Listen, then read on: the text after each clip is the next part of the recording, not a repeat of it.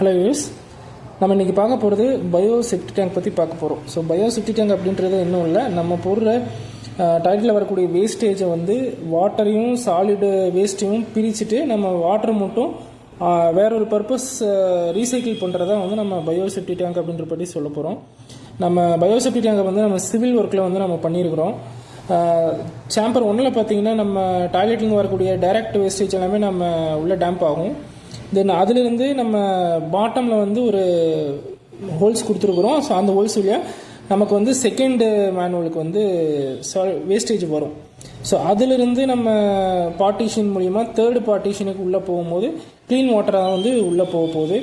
So அந்த இதில் sedimentation நடந்துட்டு உங்களுக்கு இந்த அவுட்லெட் பைப்லேருந்து பார்த்தீங்கன்னா இந்த லாஸ்ட் அவுட்லெட், இந்த அவுட்லெட்டில் பார்த்தீங்கன்னா உங்களுக்கு பியூர் வாட்டர் மட்டும் நம்ம வெளியே வரும்.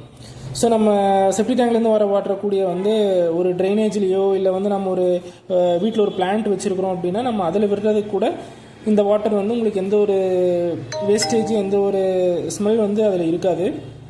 ஸோ இதுக்காக தான் வந்து நம்ம பயோ செப்டி டேங்க் அப்படின்ற மெத்தட் வந்து நம்ம ஃபாலோ பண்ணிகிட்ருக்குறோம்.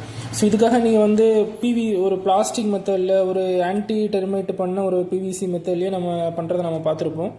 ஸோ இது வந்து உங்களுக்கு லைஃப் லாங் வந்து மெயின்டெனன்ஸ் ஃப்ரீயாக வந்து நம்ம சிவில் ஒர்க்கில் பண்ணியிருக்கிறோம். ஸோ பயோ செப்டி டேங்க் என்ன கான்செப்டோ அதை தான் வந்து நம்ம சிவில் ஒர்க்கை நம்ம முடிச்சிருக்கோம்.